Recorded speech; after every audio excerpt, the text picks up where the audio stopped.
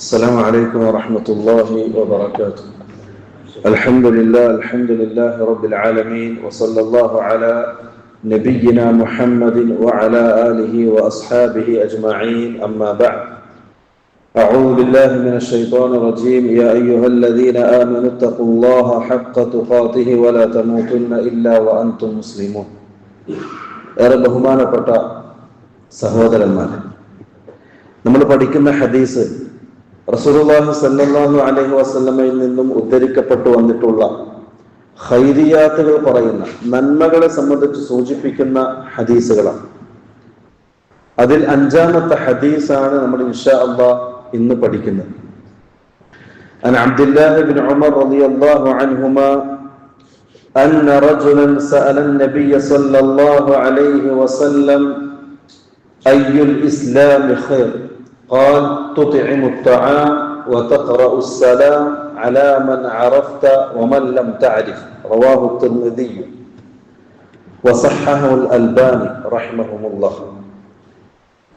ഇവിടെ ഓതി കേൾപ്പിച്ച ഹദീസ് ഇമാം തിർമിദി റഹ്മഹുല്ലാ അബ്ദുല്ലാഹി ഇബ്നു ഉമർ റളിയല്ലാഹു അൻഹുവിൽ നിന്ന് ഉദ്ധരിക്കുന്ന സഹീഹായ ഹദീസാണ്. ഈ ഹദീസ് ഉദ്ധരിക്കുന്ന സ്വഹാബി അബ്ദുല്ലാഹി ഇബ്നു ഉമർ റളിയല്ലാഹു അൻഹു നമുക്കൊക്കെ സുപരിചിതനായ, ഒരുപാട് കേട്ടിട്ടുള്ള സ്വഹാബിയാണ്. ഹിജ്റക്ക് 10 വർഷം മുമ്പാണ് അബ്ദുല്ലാഹി ഇബ്നു ഉമർ റളിയല്ലാഹു അൻഹു ജനിക്കുന്നത്, മക്കത്ത് വെച്ച്. അവസാനം മദീനയിൽ വെച്ച് ഹിജ്റ 73-ലാണ് അദ്ദേഹം മരണപ്പെടുന്നത്, ഏകദേശം 83-ാമത്തെ വയസ്സിൽ. അദ്ദേഹം റസൂലുള്ളാഹി സ്വല്ലല്ലാഹു അലൈഹി വസല്ലമ തങ്ങളെ റസൂൽ എങ്ങനെ ജീവിച്ചോ അതേപോലെ ജീവിക്കാൻ ഇഷ്ടപ്പെടുകയും അതിനുവേണ്ടി അധ്വാനിക്കുകയും കഷ്ടപ്പെടുകയും ചെയ്യുന്ന സഹാബിയായിരുന്നു. ചരിത്രത്തിൽ റസൂലുള്ളാഹി തങ്ങളെ ഏറ്റവും കൂടുതൽ ഫോളോ ചെയ്യുന്ന സഹാബി എന്നതാണ് ചരിത്രത്തിൽ അറിയപ്പെടുന്നത്.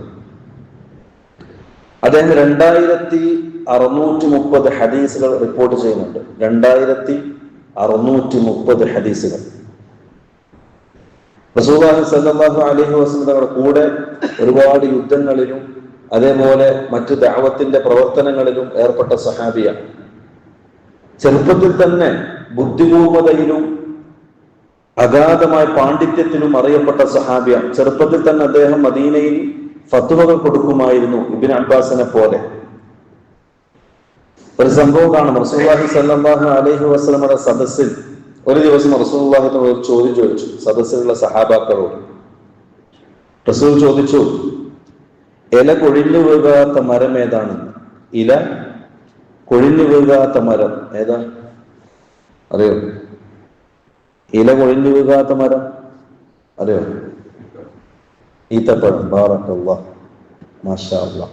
ഈത്തപ്പഴം മരം, അതിന്റെ ഇല കൊഴിഞ്ഞു വീഴൂല, ഉണങ്ങിയിട്ട് പിന്നെ അത് മുറിച്ചിട്ട് കളയണം. അപ്പൊ റസൂലുള്ളാഹി ഈ ചോദ്യം ചോദിച്ചപ്പോൾ സഹാബാക്കൾ നിങ്ങളെ പോലെ മിണ്ടാതിരുന്നു, ആരൊന്നും പറഞ്ഞില്ല. ആ കൂട്ടത്തിൽ റസൂലുള്ളാഹി പിന്നെ പറഞ്ഞു കൊടുത്തു, ഈത്തപ്പഴം മരമാണ്. ഈത്തപ്പഴം മരം ഉണങ്ങി അതിന് മുറിച്ചിട്ട് കളയലാണ്, ഉണങ്ങിയിട്ട് വീഴൂല. നമ്മുടെ നാട്ടിലില്ലാത്തോണ്ടായിരിക്കും നിങ്ങൾക്ക് അറിയാത്തത്. അങ്ങനെ റസൂലുള്ളാഹി സ്വല്ലല്ലാഹു അലൈഹി സദസ്സ് പിരിഞ്ഞു.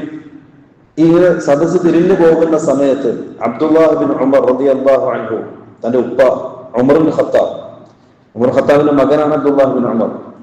ഉമർ ഖത്താബിനോട് മകൻ പറഞ്ഞു, ഉപ്പ, റസൂൽ ചോദിച്ച ചോദ്യത്തിന് ഉത്തരം എനിക്കറിയാമായിരുന്നു.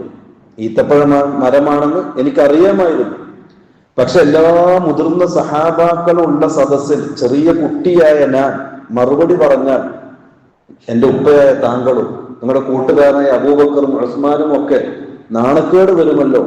കാരണം കുറച്ചിലല്ലേ, ചെറിയ കുട്ടി പറയാം, വലിയ ആൾക്കാരൊക്കെ സദസ്സിലിരിക്കാം. അപ്പൊ എനിക്കൊരു മടി തോന്നി, അതുകൊണ്ടാണ് ഞാൻ പറയാതിരുന്നത് എന്ന് അദ്ദേഹം പറയും. ചുരുക്കി പറഞ്ഞ അദ്ദേഹത്തിന്റെ ഇൽമിന്റെ അഗാധമായ പാണ്ഡിത്യമാണ്. തവാദു, ഇൽമു കൂടുന്നതനുസരിച്ച് വിനയം കൂടും. ഉമർ ഖത്താബ് റളിയല്ലാഹു അൻഹു മോനോട് ചോദിക്കാം, മോനെ, നീ ആ ഉത്തരം ആ സദസ്സ് വെച്ച് പറഞ്ഞിരുന്നെങ്കിൽ അതിന്റെ പേരിൽ നിന്റെ ബാപ്പാക്ക് അഭിമാനിക്കാമായിരുന്നു എന്ന് അദ്ദേഹം പറയുകയാണ്. അങ്ങനെയുള്ള സഹാബിയാണ്. ചെറുപ്പത്തിലെ ബുദ്ധിയും ഇൽമും പാണ്ഡിത്യവും, ചെറുപ്പത്തിൽ തന്നെ ഫത്വകൾ കൊടുക്കാൻ തുടങ്ങിയ സഹാബിയാണ്. ആ സഹാബിയാണ് ഈ ഹദീസ് ഉദ്ധരിക്കുന്നത്. അദ്ദേഹം പറയുന്നു, ഒരു മനുഷ്യൻ അന്ന റജുലൻ സഅലൻ നബിയ സല്ലല്ലാഹു അലൈഹി വസല്ലം, ഒരാൾ വന്നിട്ട് റസൂലുള്ളാഹി തങ്ങളോട് ചോദിച്ചു, അയ്യുൽ ഇസ്ലാമി ഖൈർ, റസൂലെ ഏറ്റവും നല്ല ഇസ്ലാം ഏതാണ്? അതിനർത്ഥം ഇസ്ലാം എല്ലാം ഖൈറാണ്, പക്ഷെ ആ കൂട്ടത്തിൽ ഏറ്റവും നല്ലൊരു കാര്യം എന്താണ് റസൂലെ എന്ന് ചോദിച്ചു. അപ്പൊ റസൂലുള്ളാഹി സ്വല്ലല്ലാഹു അലൈഹി വസല്ലം ഈ ഹദീസിൽ 2 കാര്യങ്ങൾ പറഞ്ഞു കൊടുത്തു. ആ 2 കാര്യത്തിന്റെ പ്രത്യേകത, ആ 2 കാര്യം നമ്മുടെ ജീവിതത്തിൽ നമുക്ക് പ്രാവർത്തികമാക്കാൻ സമ്പത്തിന്റെ ആവശ്യമില്ല, സമയത്തിന്റെ ആവശ്യമില്ല, ഒരുപാട് ഊർജത്തിന്റെയും ആരോഗ്യത്തിന്റെയും ആവശ്യമില്ല. വളരെ എളുപ്പമാണ്, ആർക്കും എങ്ങനെയും ചെയ്യാം.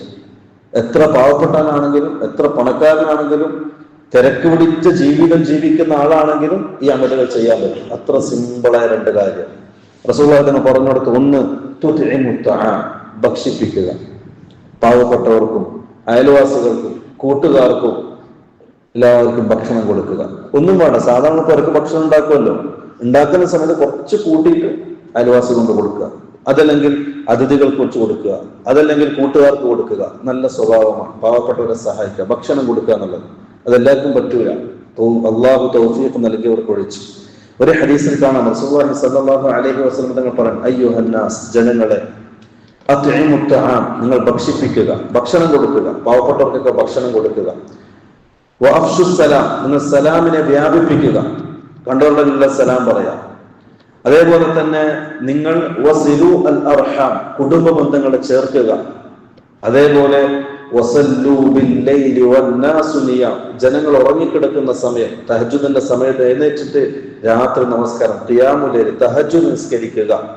തദ്ഖുലു ജന്നത റബ്ബികും ബിസലാം, സുരക്ഷിതമായി നിന്റെ റബ്ബിന്റെ സ്വർഗത്തിലേക്ക് നിനക്ക് പ്രവേശിക്കാം. ഈ 4 കാര്യങ്ങൾ ചെയ്താൽ ഇത്രയും ഗൗരവമുള്ള ഫضലുള്ള ശ്രേഷ്ഠമായ അമലാണ് ഭക്ഷിപ്പിക്കുക എന്നുള്ളത്. ഭക്ഷണം കൊടുക്കുക, പാവപ്പെട്ടവർക്കൊക്കെ ഭക്ഷണം കൊടുക്കുക.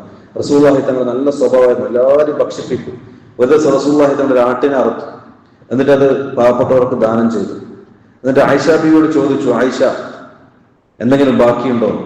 അപ്പൊ ആയിഷ റളിയല്ലാഹു അൻഹ പറഞ്ഞു, കുളമ്പ് ബാക്കിയുണ്ട്, കുളമ്പില്ലേ ആടിന്റെ, അത് ബാക്കിയുണ്ട്, ബാക്കിയൊക്കെ ദാനം ചെയ്തു.